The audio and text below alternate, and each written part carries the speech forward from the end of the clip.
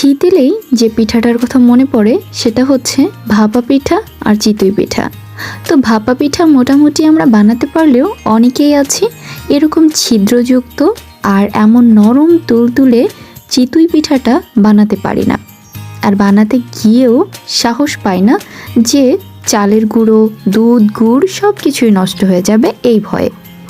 আজকে আটা দিয়েই আমি এই ভয় কাটিয়ে দিব আপনাদের, মানে আটা দিয়েই এই পিঠা করে দেখাবো। না, ভয় পাওয়ার কিছু নেই যে আটার মতো লাগবে নাকি খেতে, মানে আটা আটা না না, এমন কিছুই লাগবে না, একদমই পারফেক্ট চিতই পিঠা। এই পিঠাটা বানাতে আমি আজকে বাজার থেকে কিনে আনা আলো চাল ব্যবহার করব। তো অনেকে আছেন এই চালকে কি বলেন আমি জানি না, মানে এটা হচ্ছে সিদ্ধ না করা চাল আর কি, পিঠা বানানোর জন্য যেটা থাকে সেটা। তো এটাকে আমি পরিষ্কার করে ধুয়ে রেখেছি, এখন ব্লেন্ড করে নিব। তো আজকের ভিডিওটা হচ্ছে একটু ব্লগ সিস্টেমে করা হয়েছে, এজন্য ঠিকঠাক হয়তো বা আলোর যে একটা বিষয় থাকে, মানে খুব বেশি আলো থাকবে এরকম কিছু নেই। শুরুতেই বলেছিলাম আটা দিয়ে বানাবো পিঠাটা, তো এখানে আমি 1/4 কাপ আটা দিয়ে দিচ্ছি। আমি একটু হাত দিয়ে দেখিয়ে দিচ্ছি যে এটা আটা কিনা। দেখতেই পাচ্ছেন আমি আঙুলে নিয়ে দেখিয়ে দিচ্ছি এটা আটা কিনা। আটা আর চালের গুঁড়োর কিন্তু একটু তফাৎ আছে যেটা বোঝা যায়, তবুও আমি আপনাদের শিওর করার জন্য অবশ্যই দেখিয়ে দেব। আমি বসুন্ধরার যে আটাটা আছে সেটা নিয়েছি। এরপরে চালের গুঁড়োটাও দিয়ে দিচ্ছি 3 কাপের মতো, আর এখানে হাত দিয়ে আবারও ভালো করে দেখিয়ে দিচ্ছি যেটা হচ্ছে চালের গুঁড়ো। তো আটা নিয়েছি 1/4 কাপ আর চালের গুঁড়ো নিয়েছি 3 কাপ, অবশ্যই রেশিওটা ঠিক রাখবেন। এরপরে হচ্ছে আমি বসুন্ধরার আটা নিচ্ছি, এটা আপনাদের একটু দেখিয়ে দিচ্ছি, অনেকে আছে বিশ্বাস করবেন না সেজন্য। তো আমি হাতে করে কিছুটা আটা নিয়ে যাব, মানে ওই গুঁড়োর ভিতরে দিব। দেওয়ার পরে এখানে হচ্ছে টেস্ট অনুযায়ী লবণ দিয়ে দিতে হবে, লবণটা অবশ্যই ঠিকঠাক দিবেন।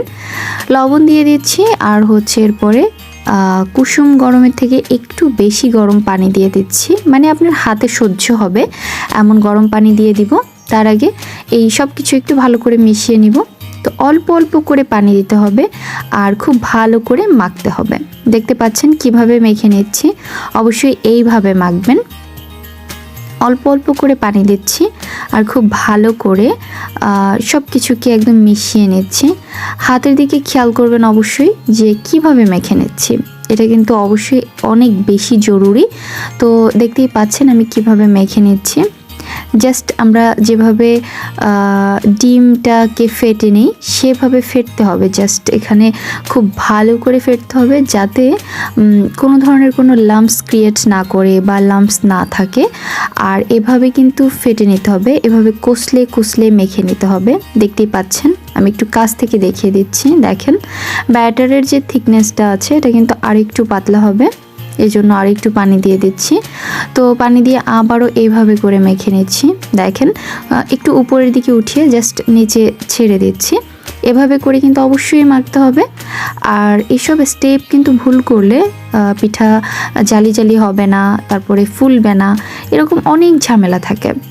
আর অবশ্যই মাপটা ঠিক রাখবেন, রেশিওটা ঠিক রাখবেন।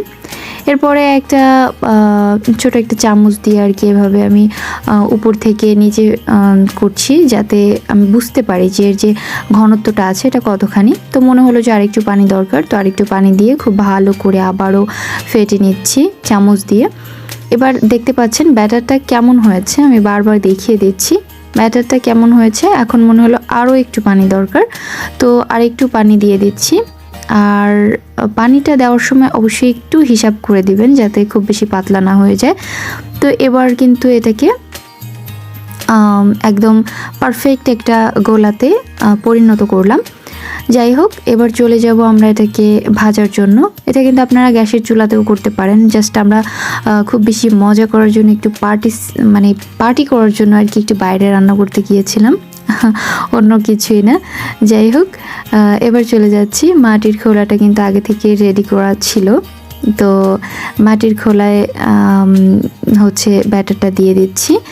আর মাটির খোলাটা হচ্ছে কিভাবে রেডি করবেন, চুলার জালটাকে হাইতে রেখে মাটির খোলাটা গরম হওয়ার পরে এখানে হচ্ছে তেল দিয়ে একটা কাপড় দিয়ে মুছে নিতে পারেন, অথবা লবণ পানি দিয়ে এটাকে খুব ভালো করে মুছে নিতে পারেন। যাই হোক, পিঠাটা দেওয়া হয়ে গেছে, এখন এটাকে জাস্ট ঢেকে দিতে হবে।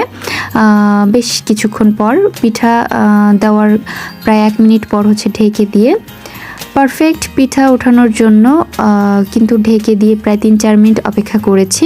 আর এরপরে দেখতে পাচ্ছেন নিচটা কেমন হয়েছে আর উপরটা কেমন হয়েছে। তো আমি ভিডিওটা একটু শর্ট করার জন্য হচ্ছে একবারই দেখিয়ে দিয়েছি। এভাবে করে সবগুলো পিঠা করে নিয়েছি। আর এদিকে একটা চুলাতে হচ্ছে পারফেক্ট মিষ্টি দিয়ে, মানে শিরাটা যেভাবে করে আর কি, দুধ আর গুড়কে আমি একসাথে জাল করছি। পারফেক্ট মানে মিষ্টিটা দিতে হবে অবশ্যই এখানে। তো দুধটা হচ্ছে উতলে ওঠা পর্যন্ত বা বলক আসা পর্যন্ত অপেক্ষা করব। আর বলক আসার পরে হচ্ছে আমরা চুলাটাকে অফ করে দিব। আর আমার কিন্তু অলরেডি আমার চ্যানেলে আরও একটি চিতই পিঠার রেসিপি আছে, সেখানে কিন্তু আমি পারফেক্ট কীভাবে রস তৈরি করতে হয় চিতই পিঠার, ওটা কিন্তু দেখিয়ে দিয়েছি। তাই এখানে আর ভিডিওটা লং করলাম না। বলক এসেছে আমাদের চিতই পিঠার রসে, এবার চুলাটা অফ করে দিয়েছি।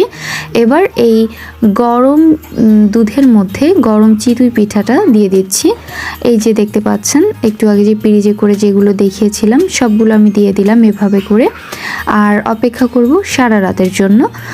তো সারা রাত পর আমরা এটাকে খুলে নিব।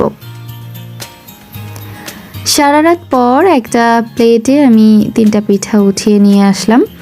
আর দেখতেই পাচ্ছেন এর যে একটা লুক, এটা কিন্তু অবশ্যই চেঞ্জ হয়ে গিয়েছে। দেখেন কেমন নরম তুলতুলে, আর এই যে চামচ দিয়ে ধরার আগেই যেন ভেঙে যাচ্ছে।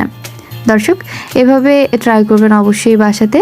আর হ্যাঁ, ইউটিউবে কিন্তু অনেক ধরনের অনেক ভিডিও আছে, তো এক একজন এক একভাবে বানায়।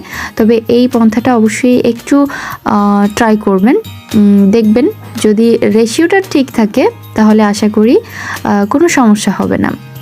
যাই হোক, আজ এ পর্যন্তই। সবাই ভালো থাকবেন, আর আমার রেসিপিগুলো বাসায় ট্রাই করবেন। আমার চ্যানেলটিকে অবশ্যই সাবস্ক্রাইব করবেন। ধন্যবাদ সবাইকে।